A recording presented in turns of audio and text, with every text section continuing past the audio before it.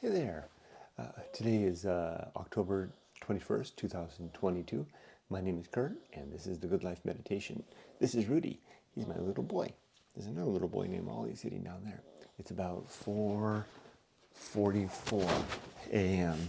I've been up for a little bit, took care of some things. This is something that I do each and every morning, this Good Life Meditation, to remember my life objectives and principles and to see how I did applying those to the opportunities and challenges yesterday to plan for the coming day. I do this usually just after waking up, but lately I've been going downstairs and making a cup of coffee and just taking care of a few things first, just to kind of charge myself up. I got in that habit during this Go Live 2 weeks that were leading up to the weekend, last weekend, as I was really working hard for that night, just exhausted every day, but I'm feeling a little bit better. I'm feeling a lot better, actually. I'm choosing to sit here at my workstation today because it's really all I've got left. It's this or the floor.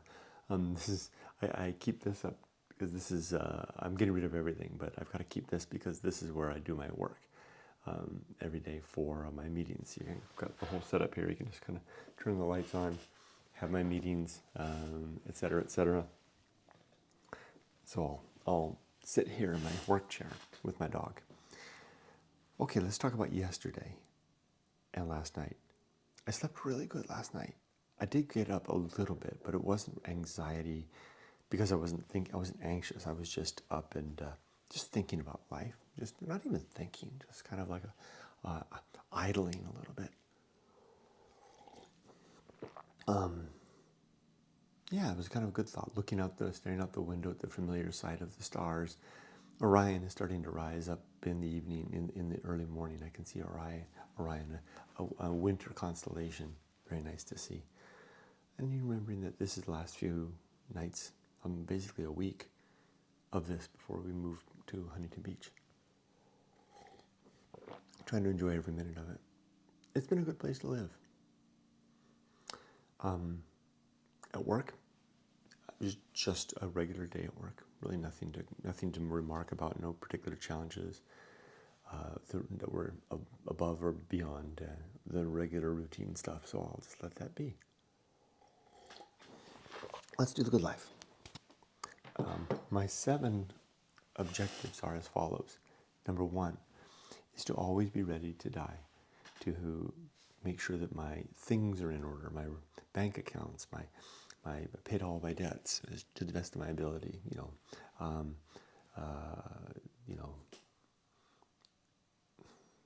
Paperwork is in order. Here. This is my file cabinet for. I have 2 of these.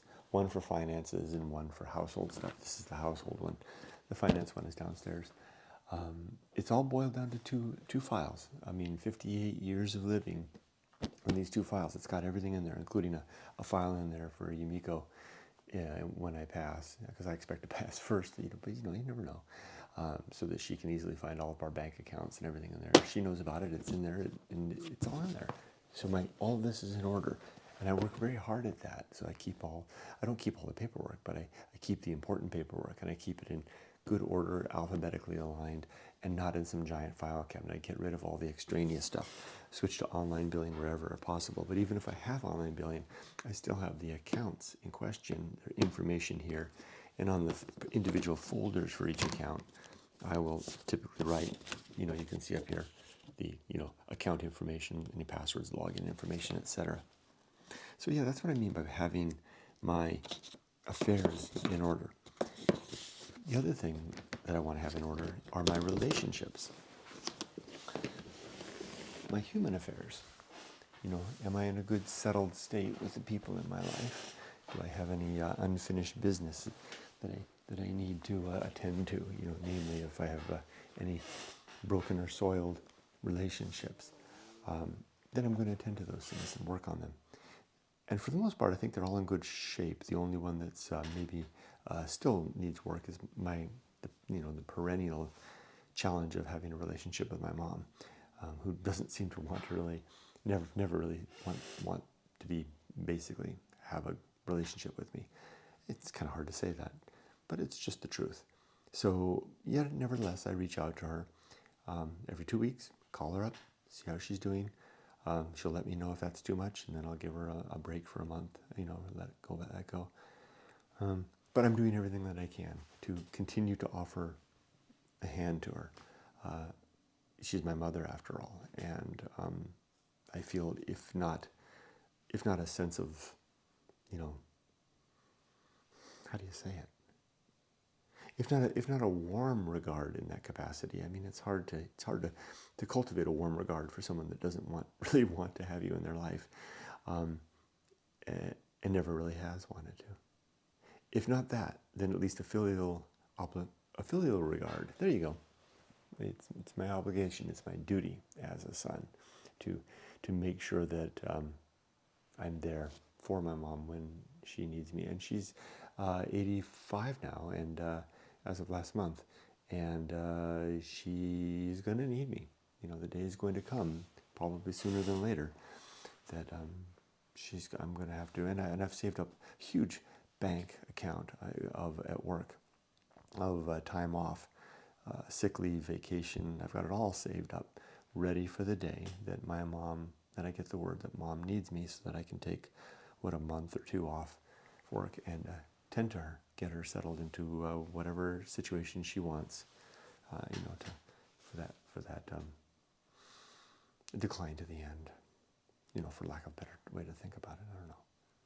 That can be interesting, and I'm prepared to do that even if that happens after I move back to Japan. So the plan is in place. That same sick leave and vacation and everything, you kind of cash that out, and I'll put that into a special fund for the Helping Mom Fund. And the good thing is, it'll actually be easier once I'm retired, because I won't have to work, so I can just hop on a plane, come back, be here for as long as necessary. So I've got mom covered. I've got mom covered in terms of taking care of her when she needs me. The only problem is that she doesn't really want me. So and it's not like I'm something that I'm disappointed in. It's been so long. I've basically raised with that, so I'm used to it. I get my humans elsewhere. The third part of this is being ready to die, is to have my life's work in order, and I do. My main book, Going Alone, is done.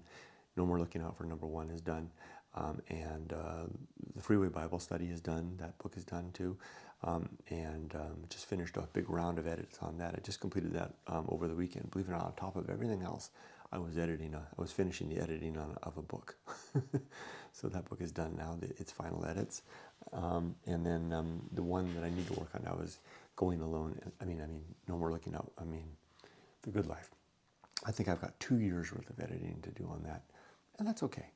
I'll start work on that soon, and then probably will carry me over till the end of retirement, at least until Yumiko leaves America. I'll probably be working on it until then. Maybe it'll take me all the way to Japan. I don't know.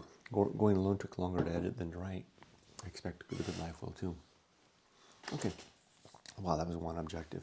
Number 2 is to make good and effective use of my time, to not waste my days. Number 3 is to develop and maintain good and sound life principles, which are these 7 objectives and 32 principles I'm relating now. Next is to cultivate good emotional reactions, to become a person that can't be ambushed easily into an emotional reaction. And I'm really pretty solidly there. I can feel it. Circumstances can happen, things can happen, and I can feel, the churning inside, the anxiety, the panic, but it never really rises to the surface anymore. Doesn't mean that it couldn't. Maybe I just haven't been tested well enough. Tested, sounds like there's some tester. I don't think there is any. It's just life circumstance. But yeah, cultivating good emotional reactions. I'm getting good at that. At this, closing in on the start of my 6th decade. Next is to perform good actions, just to do good things throughout the day in accordance with my definition of virtue, which I define as being the pursuit of the well-being of thinking creatures. 2 more to go. Second to last is to recognize my true limits and my true opportunity. Just how far can I reach? And really what is outside of that, and which is just about everything beyond my decision-making and reasoning faculty. There's really nothing external that is part of it. As Epictetus would say, indifference belongs to health, wealth, and reputation. The rest, which is a lot, right? There's a lot to which I should be indifferent to. Doesn't mean I shouldn't care for them or try to do well by them, but I should be ultimately indifferent to the results of my overall health, the state of my financial situation, and what others think of me. As long as I should be attending to the inner reasoning faculty, the governing faculty, as Marcus Aurelius might say. And then finally, the last objective is to just do one thing at a time, and do that thing slowly and deliberately and carefully. Never rushing, always avoiding multitasking.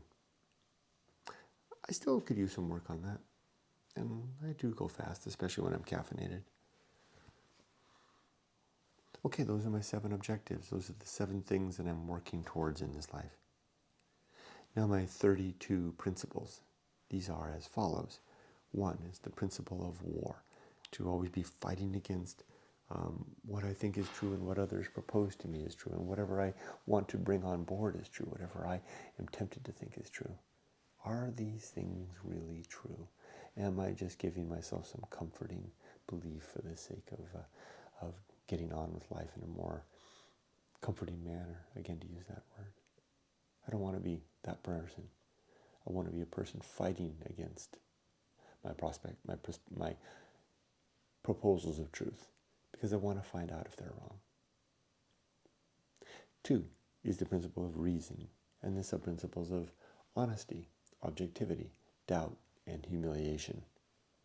Reason is the perspective and frame of mind and the engine through which I will determine if, in the aforementioned war, if something is true or not.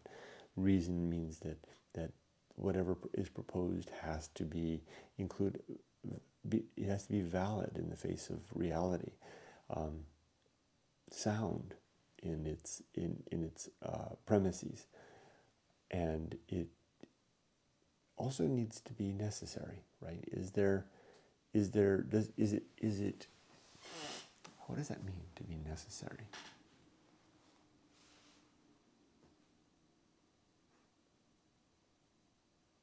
Valid, sound, and necessary. Wow, look at this.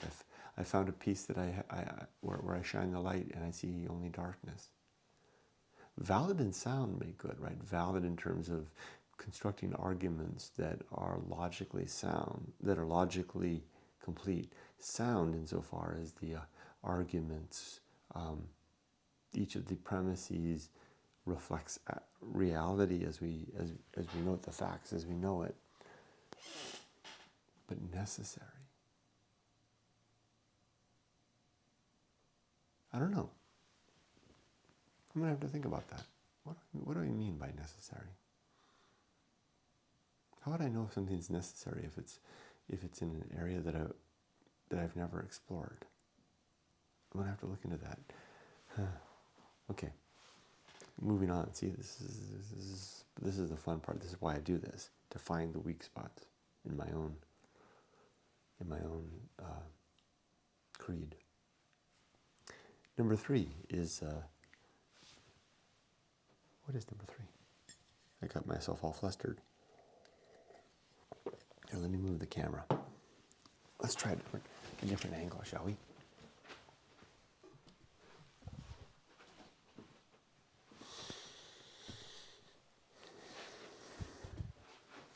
Okay. Beyond sound. No, beyond necessary. Okay, what is there? Okay, number 3. So war, reason, the homunculus.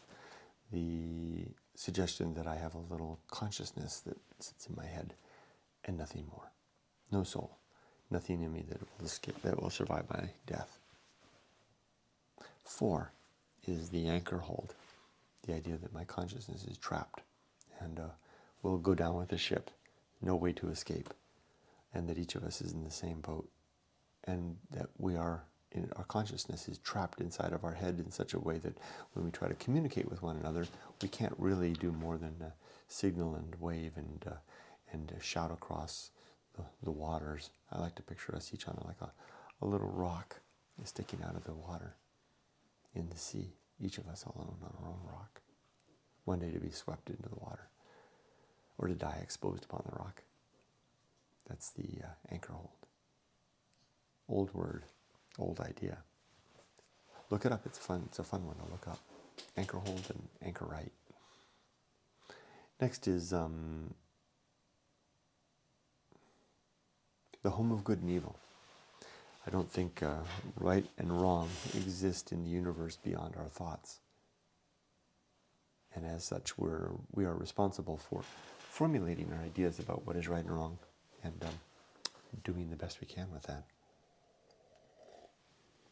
What do I mean by that? That's not very clear. What do I mean by that? Right and wrong are our responsibilities. It's tempting and easy to claim that right and wrong come on some high authority and that they're chiseled in stone by said authority, such that all we need to do is follow and ensure that others follow. But I think that's a simple and lazy approach. It takes away the responsibility. We are no longer need to do the hard work of developing and maintaining the ideas of right and wrong. So since I don't believe that right and wrong come from anywhere other than our own brains, that means I'm responsible for it. I have to be the one to think it through. I have to be the one to be responsible if I'm wrong. And I have to be the one to be very careful in the attempt to exercise justice according to what I think is right and wrong. Because what if I'm wrong? Okay, next is purpose. And there are 3 purpose in my worldview. The first of these is to be a good husband and father. I call this purpose the sub-principle of biology, because it seems like biology, our very being, has mandated for us to be parents, to make kids, and to be good husbands, wives, fathers, mothers, family members, to help get our genes into the next generation and to get those raised into viability and be able to carry on their own. Seems to be an important mandate. So that's my first purpose, and I continue to work at that, although my work is largely done with my daughter practically grown and gone. 2, but I'll always be her dad, and I'll always carry that responsibility gladly. Number 2, my second purpose is the purpose of being a virtuous human being, where I, as I said before, define virtue. I think I said it before. If not now, I've said it in other videos. I define virtue as the pursuit of the well-being of thinking creatures. Making life happier, reducing suffering on an individual and a wholesale level. There's a lot to that. I could really go down a rabbit hole there. And I probably should. It's worthwhile. 3, third purpose is to share the mission and story of my book, Going Alone, and the resulting Good Life Creed, which has been a great value to me after decades of searching for a way and a methodology to live better. I come upon little components in my reading, right? I read a lot, and I find good little nuggets of wisdom, and I extract those out and think about them and mold them into my own. And I have populated the Good Life Creed with these 7 and 32 as a result. Several of them are of my own making, ideas that I kind of came up on my own, like the Homunculus and the Anchorhold and the home of good and evil. In fact, if I look at them, just about probably the majority of them are kind of my own, my own little inventions, although nothing really is truly ever new, right? So that's the the third purpose is to share the resulting Good Life Creed, and I'm about to do that. With my daughter grown and on her own, Yumiko and I dropping down to a simple life, and retirement looming, it's time for me to begin marketing my story and sharing the good life. I like that.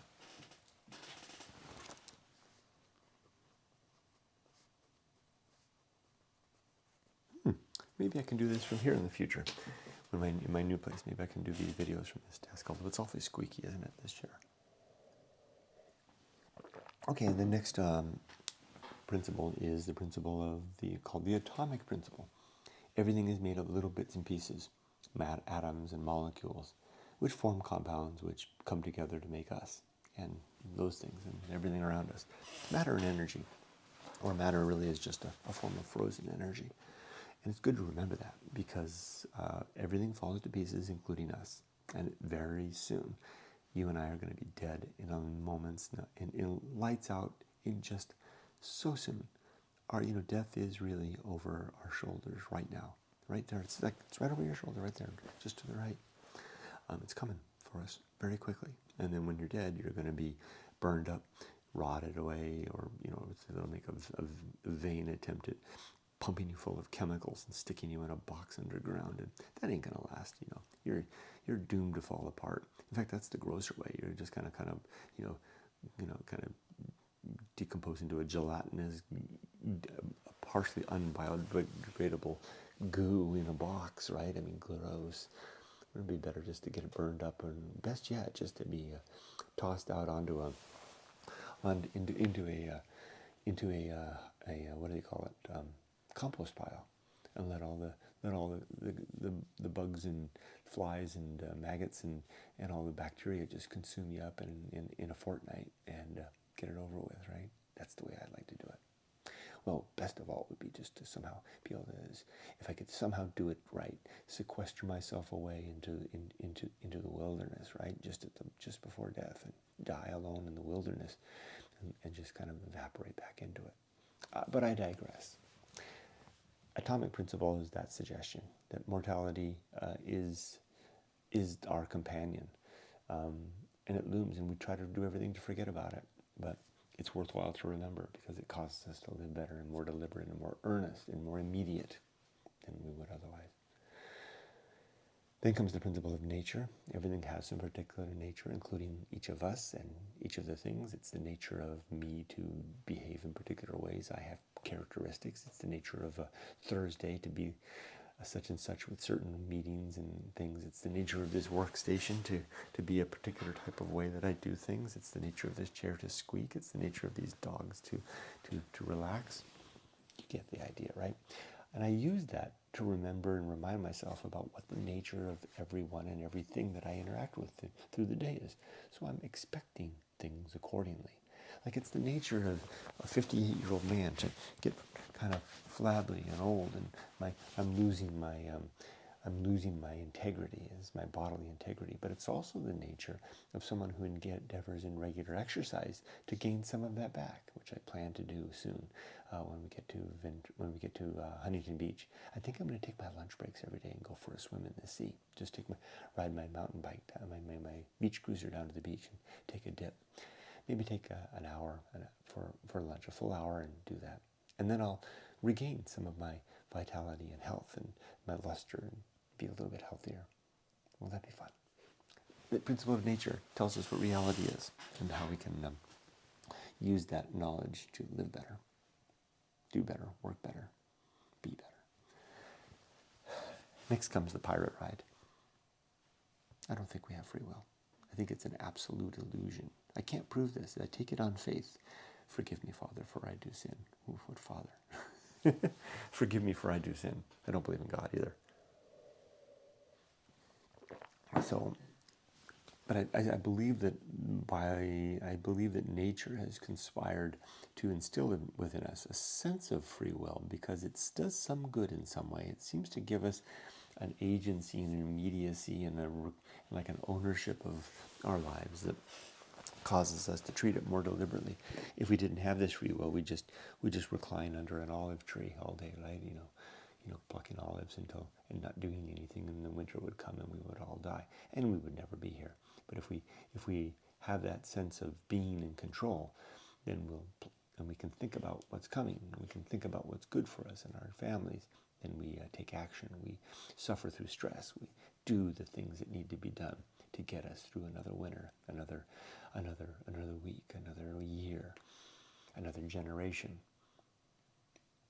We are fooled. We have our very natures has fooled ourselves into thinking that we have control. Why don't I think we have control? Because I think there's too many factors that play a part in what we do. None of us lives in a vacuum. None of us is without being jostled and pushed and prodded on every side by everything going on around us, which in fact, if you could trace it all back, leads all the way back to the origin of the universe, the moment of the Big Bang, when energy began to congeal into matter, and matter began to toss and turn and basically moved around by all the forces of nature, leading ultimately to now. Does that mean that we're predestined? I don't think so. Possibly. Determined? Possibly. By some mind? I don't think so. Can't prove that. Don't think so. Rather than saying determined, I would say more like compatible. We are ultimately compatible with the universe around us, even our tragedies, even our death. So, as the Stoics would say, apathy. Apply apathy to that which is beyond our control. And if I was to push the pirate ride principle far enough, I would have to say that everything is outside of our control. What a state of apathy that would be, right? Scary. That's why we have free will, right? Because if I pushed that far enough, I wouldn't do anything. I'd just relax under a shady tree all day until I'm dead. That wouldn't go very far. I call it the pirate ride from the Pirates of the Caribbean ride at Disneyland, where as a boy I would go through on that boat and watch the automatons shooting at each other. And it struck my mind that they look so much like us, but they have no will. I don't think we do either. We're just a much, much fancier automaton. Okay, after the pirate ride comes maturity and the sub-principles of wisdom, fortitude, and integrity, right? We are mature when we wisely remember our past successes and failures, have the strength and fortitude to do better, which results in the integrity of having our lives in accordance with our values. Next comes the social. After maturity comes the social principle. We're social creatures. We need each other, and our best ends are social ends. There are several sub-principles here. These include diplomacy. It's good to work together as diplomats to come to reach compromises and agreements about how we're going to work together to build a better city. Justice. Diplomacy, justice. Justice is what we're seeking. We're looking to make rules and laws and policy and agreements and treaties, so to speak, amongst one another that will help to produce a just city, like I was saying. And then conspiracy. Once we come to agreement, we link arms and work together towards that. And then finally, I think that's it. I thought there was another one. Maybe that's it. Yeah, just those three. Next comes public speaking. I think there's 4 sub-principles here. Best words.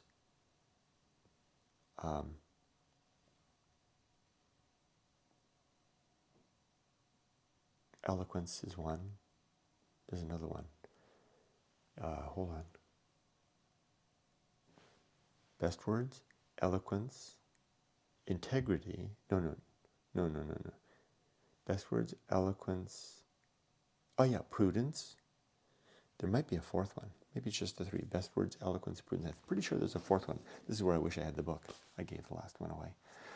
Best words is having a rich and deep vocabulary. When I'm reading, every time I encounter, this is the Discourses of Epictetus, which I'm reading currently about halfway through.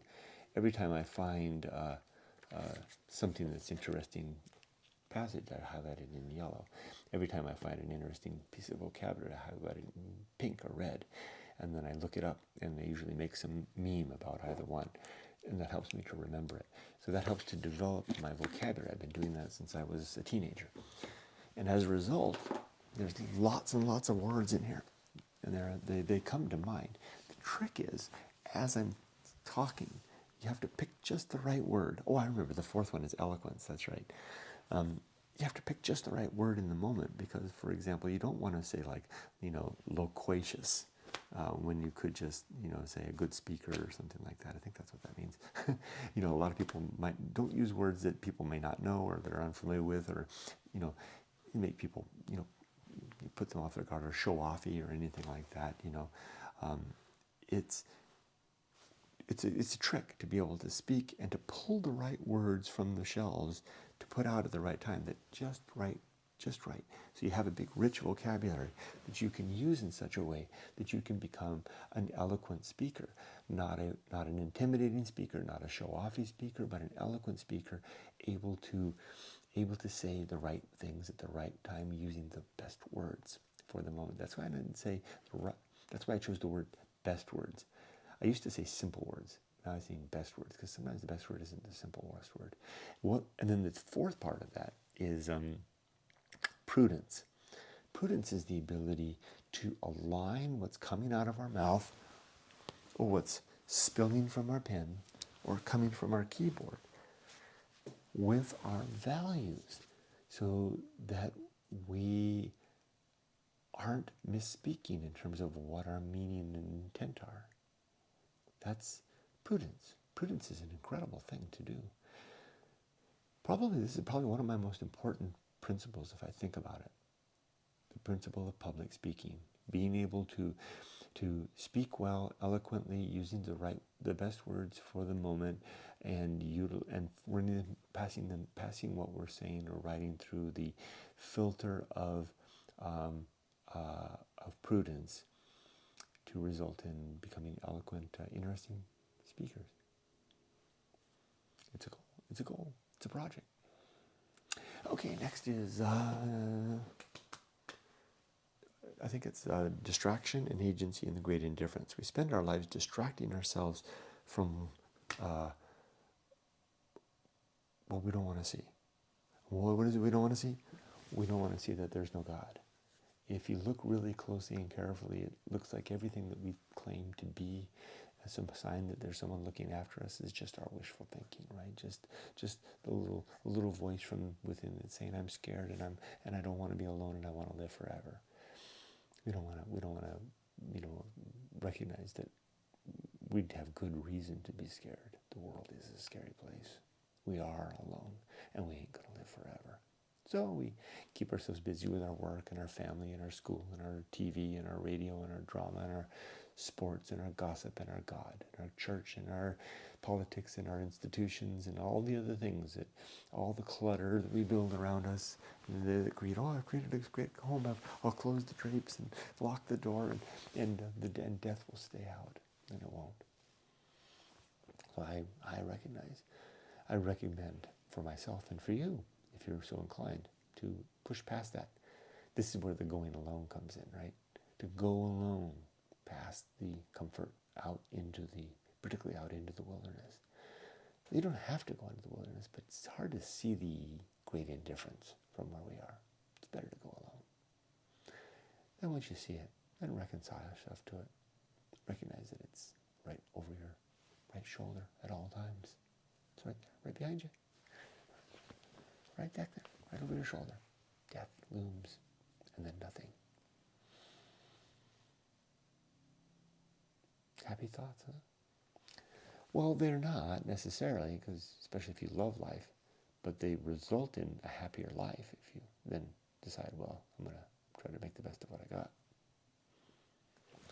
Okay, next is the best seat in the house, to be all right with who I am, where I am, and what I'm doing, even while I'm trying to make things better. It's kind of like one of these.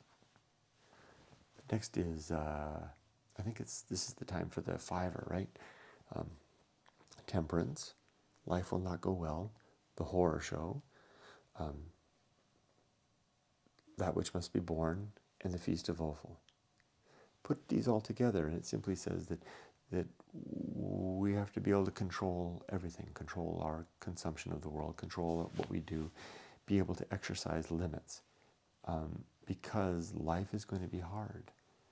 Life is going to be horrifying, and we need to be able to rein in our emotions and our actions and even our thoughts so that we can be able to get through, weather all of that, and enjoy the good times in moderation and temperance, but also to weather the difficult times without losing control and flipping off the handle and becoming someone who we would not be proud of. I think I kind of covered. I think I kind of missed the after the horror show. Oh, I went into Bear Well. I think I covered all 5 of them. I'm getting better. It's like doing 5 and 1. 5 and 1. Then comes, the risk of avoiding risk. Life has 5 surface level risks. These are the things that when we come into adulthood, we're kind of expected to attend to. These are our education, our career, our home, our family, and preparing for old age. I call them surface level risks because our families and our communities encourage us to do these things. They encourage us to go to college, to get a good job, to find someone to spend our life with, to buy a house and raise a family, and to get a 401k or a pension and save for and be prepared for our old age so that we don't have to work forever. They're surface level stuff, and we can attend to that. But some of us, not all of us, it seems some people aren't necessarily called to this, but I have my suspicions. I think we all are. Some of us just have never really cultivated it. But if you feel called to something deeper, to finding yourself, that's the deep risk. The reason I call it a deep risk is that our social institutions aren't necessarily set up to push us in that direction, or even to tolerate us going in that direction. Parents shirk at the idea of young people doing something that's not in the aforementioned surface level category, right? We're going to be left on our own. Banks aren't going to give us a loan to have a hippie jaunt across the country. You get the point, right? The trick is, though, if you don't attend to the deep stuff, it tends to haunt you all your life, and it gets worse. So my recommendation is attend to the deep risk after college. Definitely go after that first one. Go after the college first. Get your bachelor's degree. At least go further if you want, but yeah, bachelor's degree is probably fine, unless you want to do the hard sciences. Go for that, and then after you're done, go back, give your diploma to your parents, and say, "Hold on to this. I'll be back in 5 years." Then come back when you're 30, and then you can start working on this stuff up here. You'll be glad you did at a later age. There'll be more smiles coming from your eyes when you're my age than just from your mouth alone, because that's where happiness really does emanate. It's from our eyes. And if you never did anything about that deep level stuff, it's going to get harder and harder to do anything about the older that you get. Dare I say impossible? Yeah, dare I said it. There is such a thing as too late.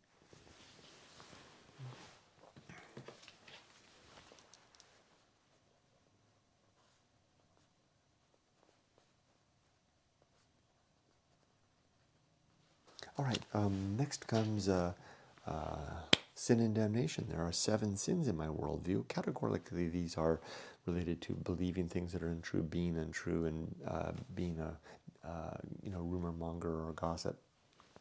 Maybe that's 4. Anyway, these 7 are, I can kind of confuse my numbers here. Falsity, credulity, faith, superstition, dogma, authority, rumor, and gossip. Don't do any of those things. They result in being damned in the here and now because you're being a damned liar, damned fool, or a damned rumor, or mongering gossip. It doesn't get us anywhere. Then comes complete oblivion, the next principle. After death, there's nothing to follow. I can say that with relative assurance. I can't prove it, but I'm pretty damn assured of that. That means that we're not going to see our loved ones again. We're not going to see grandma again. You're not going to see your wife or your husband or your kids or anything like that. Everyone's dead. They're gone forever. You won't even, but don't worry about it. You won't even know. Oblivion awaits. And that way, if you're not going to see him again, you can't reconcile any differences. You can't make up for any, sour words that were said before death. That weren't resolved, and then there won't be any chance for final justice. Hitler gets away with his crimes. Anne Frank is never avenged. You won't get a chance to say I'm sorry again, and you're never going to see your dead loved ones again, or none of us are.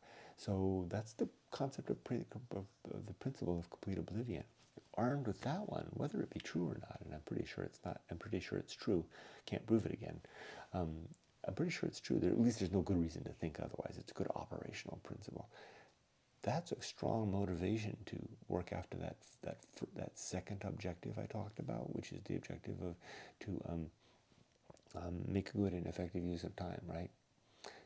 To not let my times go, and to develop and cultivate good relationships. Okay, after that is what's next?